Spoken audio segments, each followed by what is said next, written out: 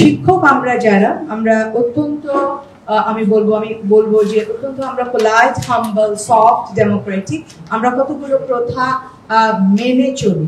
আমরা সমাজটাকে বিশ্ববিদ্যালয়গুলোকে স্থিতিশীল রাখতে চাই, অগ্রসরমান হওয়ার আমরা যে প্রগতিশীল বাংলাদেশ, সেই বাংলাদেশকে দেখতে চাই।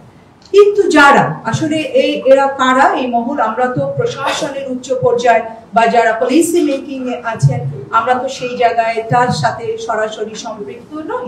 ফলে কোন মহল কিভাবে করছেন, মহলের তো অনেক মহলই থাকে সরকারের সাথে, কাদের লাভ বিশ্ববিদ্যালয়কে অস্থিতিশীল করলে কেউ কি উদ্দেশ্য প্রণোদিত ভাবে অস্থিতিশীল করতে চান কিনা সেটা নিশ্চয় বর্তমান সরকার খতিয়ে দেখবে।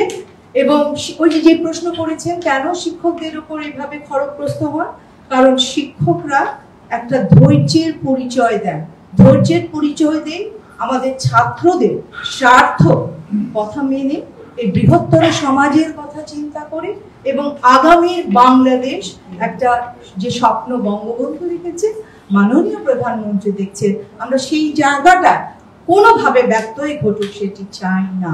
কিন্তু আজকে আমাদের মতো অত্যন্ত নমনীয়, শান্ত, ধীর স্থির, অল্প বেতনে সর্বোচ্চ মেধাবী হয়ে ওয়ার্ল্ড র্যাঙ্কিং, গ্লোবাল র্যাঙ্কিং বিশ্ববিদ্যালয় থেকে পিএইচডি অর্জন করে বিদেশে আমরা যে কোনো কেউ থেকে যেতে পারতাম, বা আজকেও যে কোনো হ্যান্ডসাম অ্যামাউন্টের চাকরি আমরা পেতে পারি। আমি নিজের উপর আত্মপ্রত্যয়ী হয়ে এই কথা বলতে পারছি। কিন্তু সেটি আমরা করিনি। কেন করিনি? কারণ এই যে বলা হলো 30 লাখ শহীদ, 2 লাখ নারী থেকে 6 লাখ নারী নির্যাতিত রক্তে ঘামে বাংলাদেশ, এই যে শহীদরা আমাদের সামনে আছেন, তাদের প্রতি আমাদের যে ঋণ, সে ঋণ আমরা শোধ করতে চাই। এবং সেটি লক্ষ্য হচ্ছে আমাদের মেধা, আমাদের জ্ঞানকে এই বিশ্ববিদ্যালয়, এই বাংলাদেশের জন্য আমরা প্রয়োগ করতে চাই। এখন এটি যদি কেউ বাধা দেন অন্তরালে থেকে, সেটির দৃষ্টি আকর্ষণ আমরা করতে চাচ্ছি, আমরা সেটাই বলবো। কারণ আমরা তো পলিসি মেকিং এ নেই, ফলে আমরা কোনো পার্টিকুলার গ্রুপ বা পার্টিকুলার সেক্টর যারা আছে সেটি তো আমরা সুনির্দিষ্ট ভাবে বলতে পারছি না। কিন্তু আমরা শুধু আপনাদের মাধ্যমে জানাতে চাচ্ছি একটি চক্রকে আসলে অস্থিতিশীল করতে চাচ্ছে কিনা। এতগুলো পাবলিক বিশ্ববিদ্যালয়ের শিক্ষকরা কেন আজকে এতটা মনোপীড়ন, কেনটা মর্যাদার হানি ঘটছে? যে আমাদের জাতির পিতা বঙ্গবন্ধু আমাদের সাহিত্য শাসন দিয়েছেন, আমাদের আত্মমর্যাদা দিয়েছেন, বঙ্গবন্ধুর ভাষায় সবচেয়ে বড় investment, education is the best investment sector, এখানে সবচেয়ে বেশি ইনভেস্ট করতে হয়, সেখানে আজকে শুধু কর্তন আর অবনমন। এই কারণেই আজকে আমরা প্রতিবাদ মুখর হয়েছি। আপনারা বুঝতে পারছেন দেখে ব্যানার থেকে 3টা দাবি নিয়ে আপনাদের শুধু প্রাথমিক ধারণা দিন, প্লিজ আপনারা মনোযোগ সহ। প্রথম দাবিটা হচ্ছে পেনশন সংখ্যা, খুব সঙ্গে পেনশন সংখ্যা। পেনশনভুক্ত কর্মচারী আমরা সবাই বাংলাদেশে একই পেশা, বিভিন্ন পেশার একই স্কিলের অনেক ছিল, তাদের মধ্যে থেকে একটি গ্রুপকে জাস্ট আলাদা করে দেওয়া, সে শিক্ষক। এতে কি ক্ষতি বা কি লাভ? এক গ্রুপ রয়ে গেলেন, আর এক গ্রুপকে সরাই গেলেন। এখন আমরা যখন হিসাব করলাম যে 25 বছর পর যখন ফুল পেনশনে আমরা যাব, তখন দেখা যাবে আমাদের যে কলিগরা অন্যান্য পেশা থেকে আমাদেরকে বের করে দিচ্ছে, এখানে আমাদের অর্থনৈতিকভাবে যথেষ্ট বিস্তারিত বলছি। শেষ পর্যন্ত বলি, 25 বছর পর পিকচারটা এর মধ্যে দাঁড়াবে আপনার শুধু অর্থনৈতিক অন্য বিষয় সেটাও এখানে যারা সরে আসছে, যাদেরকে বের করে দেওয়া হলো, তারা ৭৯,০০০ টাকা পার মান্থ, ৭৯,০০০ টাকা পার মান্থ পেনশন পাবে। যারা রয়ে গেল, শুধু শিক্ষক না, অন্য পেশায় নাম বলছি না, যারা পেনশনভুক্ত আগের সিস্টেমে রয়ে গেলেন আমাদের মতো না, তারা পাবেন ৩৫,০০০ টাকা পেনশন, মানে কম পাবেন, কিন্তু সব মিলে প্রায় ১,১৫,০০,০০০ টাকা ক্যাশ টাকা পাবেন থাকবে তারা। এই হলো তখন। আচ্ছা, এটা একটা অংশ। কেন? আরেকটা অংশ আপনারা জানেন, বিশ্ববিদ্যালয়ে আমরা ছাত্র জীবন যারা, আপনারা আমি বিশ্বাস করি সব প্রফেশনে মেধাবী আছে, সব প্রফেশনে। কর্মজীবনে মেধার বিকাশ ঘটে এবং তার প্রমাণ করেন বলে তারা সেখানে শিখতে পারে। শিক্ষকতাতে তারাই আসেন যারা ছাত্র জীবনে মেধাবী ছিলেন। সবাই যে ভালো করবো আমরা সেটা কোনো গ্যারান্টি নাই। অবশ্যই ছাত্র জীবনে পূর্ণ মেধাবী না হলে, প্রমাণ না করলে শিক্ষক হিসাবে আমাদের দায়িত্ব দিতে পারবে আশা করি। কাজে এই পরিস্থিতি বিরাজ করে, এই যে বৈষম্য সৃষ্টি হয়েছে অর্থনৈতিকভাবে এবং সামাজিকভাবে, এতে মেধাবী ছাত্ররা এদিকে আসে এতে লুজার হয়ে যাবে দেশ হয়ে যাবে। সব দক্ষ গ্রাজুয়েট তৈরি হবে। সুপার গ্রেডের কথা বলি, সুপার গ্রেড শিক্ষকের জন্য অঙ্গীকার করে করা হয়েছে 2015 সালে, সেটা বাস্তবায়িত হয়নি। বেশ কিছু পেশায় বলবো না এই সুপার গ্রেড এক্সিস্ট করে, শিক্ষকদের জন্য এক্সিস্ট করে না, এটাই অসম্মান। টাকা পয়সার ব্যাপার না যে এই পেশায় সুপার গ্রেড থাকে না। সুপার গ্রেড সুপার প্রফেসরকে দেওয়া যেতে পারে, অনেক নীতিমালা করা যেতে পারে, কিন্তু এই পেশায় থাকে না, এটার জন্য অসম্মান। কাজে এই দুটি দাবি আমাদের, যে প্রোগ্রামটা বাতিল করতে হবে এবং আমাদের জন্য সুপার গ্রেড, এটা তাৎক্ষণিক সিদ্ধান্ত জন্য আমরা দাবি। পরের অংশটুকু খুব আরো বলে দিই, কোন ভ্রান্ত ধারণা ঠিক না। স্বতন্ত্র পে স্কেল বলতে আমরা দাবি করছি না আমাদের বেতন বিরাট বাড়াই দাও, আজ রাতারাতি সুযোগ সুযোগ বিষয়টা তা, এটা জড়িত হচ্ছে শিক্ষা গবেষণা মান উন্নয়ন। সেটাকে কনসেপ্টের সামনে রেখে কাজটা শুরু করা, বেতন আজকেই কম হবে না, কিন্তু ওই লক্ষ্যে পাশের দেশ ভারতে অনেক কন্ট্রিবিউট করে হয়েছে। কাজে আমরা ওই লক্ষ্যে কাজ করতে হবে। কাজে আমার বক্তব্য, আমি আশা করি এই তিনটা বিষয় আমি বুঝাতে পারছি। প্রথম যেটা হচ্ছে তাৎক্ষণিক আমরা রেজাল্ট চাই, আটটা উদ্যোগ গ্রহণ, আর এই বিষয়ে বিস্তারিত জানাবেন আমাদের ফেডারেশন মহাসচিব প্রফেসর নিজামুল হক। ধন্যবাদ। বাংলাদেশ বিশ্ববিদ্যালয় শিক্ষক সমিতি ফেডারেশনের সম্মানিত সভাপতি ডক্টর আলম আক্তারুল ইসলাম, প্রিয় সাংবাদিক বৃন্দ, আমি ঢাকা বিশ্ববিদ্যালয় শিক্ষক সমিতির সভাপতি, অ্যাজ ওয়েল অ্যাজ আমি বাংলাদেশ বিশ্ববিদ্যালয় শিক্ষক সমিতি ফেডারেশনের মহাসচিবের দায়িত্ব পালন করছি। আমি সর্বপ্রথমেই আমাদের স্বাধীনতার স্থপতি জাতির বঙ্গবন্ধু শেখ মুজিবুর রহমানের প্রতি শ্রদ্ধা নিবেদন করছি 30 লক্ষ শহীদের প্রতি শ্রদ্ধা নিবেদন করছি। স্বাধীনতা যুদ্ধে আমাদের যে সমস্ত শিক্ষকরা শহীদ হয়েছেন, আপনারা দেখছেন এই ছবিগুলো, শহীদ বুদ্ধিজীবীরা ঢাকা বিশ্ববিদ্যালয়ে তারা শহীদ হয়েছেন, সেই শহীদদের প্রতি শ্রদ্ধা নিবেদন করে এমনকি গণতান্ত্রিক আন্দোলনে যারা সংগ্রাম করেছেন স্বাধীনতার জন্য, শিক্ষার জন্য, তাদের প্রতি শ্রদ্ধা নিবেদন করছি। বাংলাদেশ বিশ্ববিদ্যালয় শিক্ষক সমিতি ফেডারেশন সার্বজনীন পেনশন সংক্রান্ত বৈষম্যমূলক প্রজ্ঞাপন প্রত্যাহার, বিশ্ববিদ্যালয় শিক্ষকদের জন্য সুপার গ্রেড কার্যকর এবং স্বতন্ত্র বেতন স্কেল প্রবর্তনের দাবিতে চলমান আন্দোলন প্রসঙ্গে বাংলাদেশ বিশ্ববিদ্যালয় শিক্ষক সমিতি ফেডারেশনের সংবাদ সম্মেলন।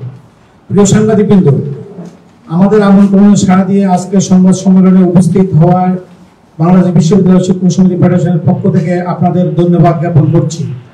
সংবাদ সম্মেলনে বাংলাদেশ বিশ্ববিদ্যালয় শিক্ষক সমিতি ফেডারেশনের নেতৃবৃন্দ, বিভিন্ন বিশ্ববিদ্যালয় শিক্ষক সমিতির সভাপতি, সাধারণ সম্পাদক ও অন্যান্য প্রতিনিধিবৃন্দ, ঢাকা বিশ্ববিদ্যালয় শিক্ষক সমিতির সাধারণ সম্পাদক ডক্টর জিনুতুদা এবং ঢাকা বিশ্ববিদ্যালয় শিক্ষক সমিতির কার্যকরী পরিষদের কমিটির সদস্যবৃন্দ এখানে উপস্থিত রয়েছেন।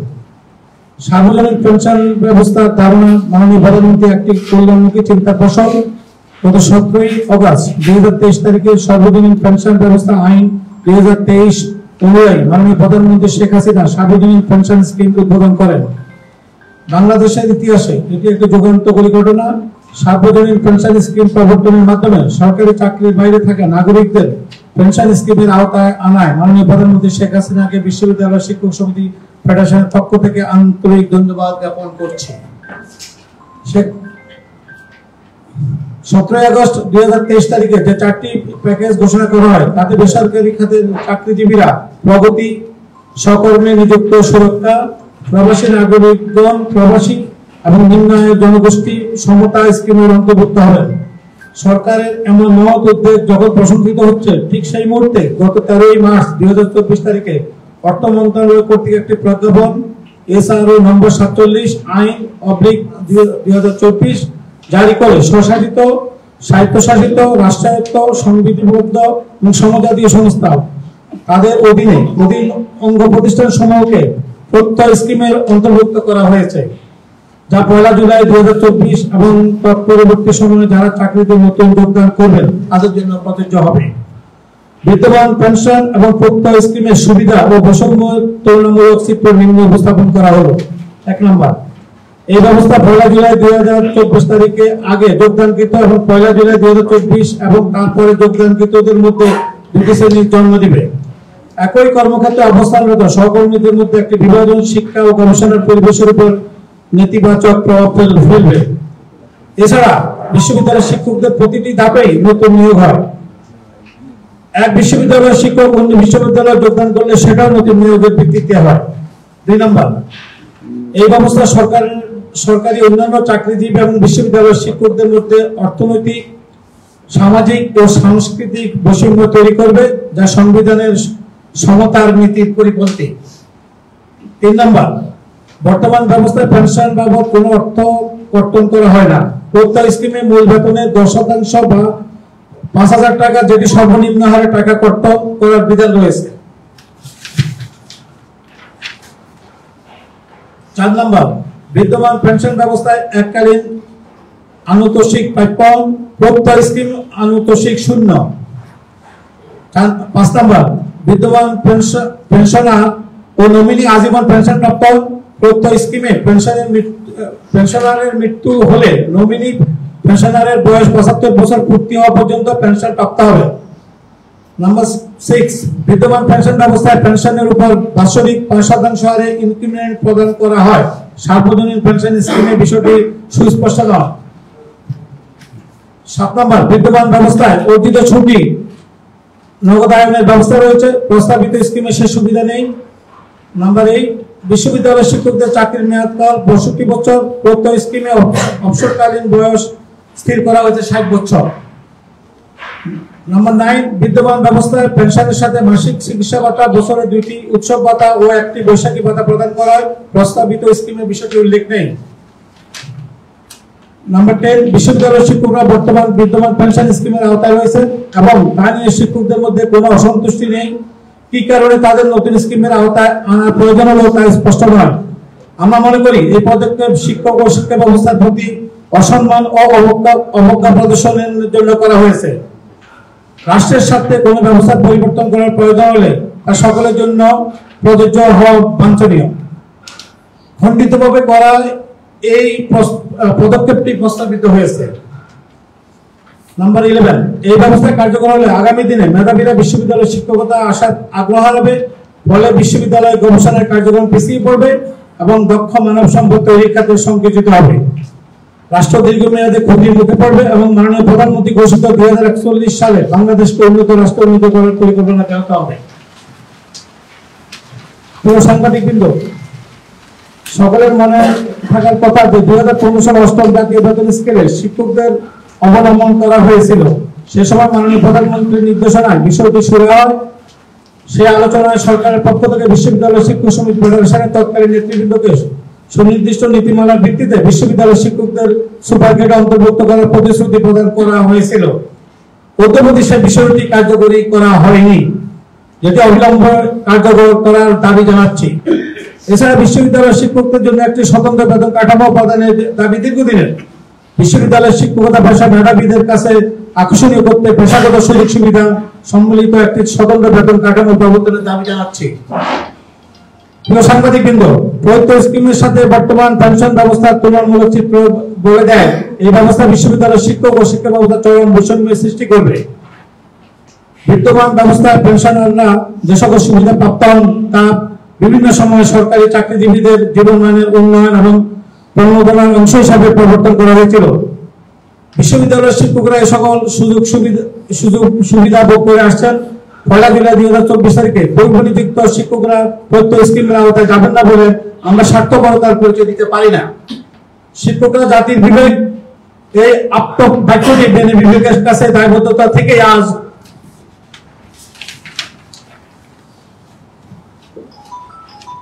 বিষয়টি সরকারের সুবিবেচনার জন্য উপস্থাপন করছি।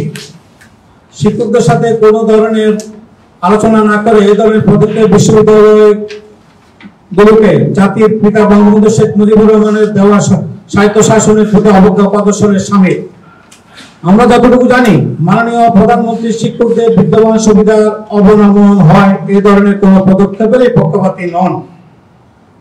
2015 সালে বেতন স্কেলের শিক্ষকদের অবনমন করা হলে মাননীয় প্রধানমন্ত্রীর সদয় নির্দেশনায় সেটির সমাধান তারই উজ্জ্বল সাক্ষ্য বহন করে। আধুনিক রাষ্ট্র বিনির্মাণের জন্য দক্ষ মানব সম্পদ তৈরিতে তিনি শিক্ষার উন্নয়ন ও প্রসারের সর্বাধিক গুরুত্ব দিয়েছেন। মাননীয় প্রধানমন্ত্রী যেদিন সার্বজনীন পেনশন স্কিমের উদ্বোধন করেন সেদিন এই প্রত্যয় স্কিমটি ছিল না। হঠাৎ করে একটি মহল নিজেদের সুযোগ সুবিধা অক্ষুণ্ণ রেখে বিশ্ববিদ্যালয়ের শিক্ষকদের উপর এই ধরনের একটি বৈষম্যমূলক ব্যবস্থা চাপিয়ে দিয়েছেন। আমরা আশা করব অনতিবিলম্বে এই প্রজ্ঞাপনটি প্রত্যাহার করে বিশ্ববিদ্যালয়ের বিদ্যমান সেশন জোট মুক্ত শিক্ষার পরিবেশ অব্যাহত রাখায় সহায়তা করবেন। বিশ্ববিদ্যালয় শিক্ষক সমিতি ফেডারেশন সভাপতি এবং মহাসচিব ইতিমধ্যে সহযোগে মাননীয় শিক্ষামন্ত্রী, শিক্ষা প্রতিমন্ত্রী ও শিক্ষা সচিব সহ সংশ্লিষ্ট অনেকের সাথে কথা বললেও সরকারের তরফ থেকে কেউ শিক্ষকদের সঙ্গে বিষয়টি নিয়ে আলোচনা করার উদ্যোগ গ্রহণ করেননি। এমত অবস্থায় অনতিবিলম্বে এই বিষয়ে কার্যকর পদক্ষেপ গ্রহণ না করলে বাংলাদেশের পাবলিক বিশ্ববিদ্যালয় নিম্নলিখিত কর্মসূচি পালন করবে।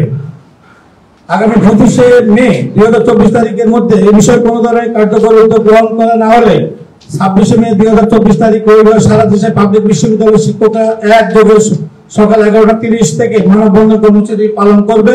পরীক্ষা সমূহ কর্মসূচির আওতামুক্ত থাকবে। 2 নম্বর, আগামী 28শে মে 2024 তারিখে মঙ্গলবার সারা দেশে বাংলাদেশ পাবলিক বিশ্ববিদ্যালয়ের সময়ের শিক্ষকরা একযোগে সকাল 10টা থেকে 12টা পর্যন্ত 2 ঘন্টার কর্মবিরতি পালন করবে। পরীক্ষা সমূহ কর্মবিরতির আওতামুক্ত থাকবে। এই সময়ের মধ্যে দাবি মানা না হলে আগামী 14 জুন 2024 তারিখ মঙ্গলবার বাংলাদেশ পাবলিক বিশ্ববিদ্যালয়ের শিক্ষকরা একযোগে অর্ধদিবস কর্মবিরতি পালন করবে। পরীক্ষা সমূহ কর্মবিরতির আওতামুক্ত থাকবে। এই সময়ের মধ্যে সংশ্লিষ্ট কর্তৃপক্ষ থেকে কার্যকর উদ্যোগ গ্রহণ না করলে ওই দিনেই আন্দোলনের বৃহত্তর কর্মসূচি ঘোষণা করা হবে।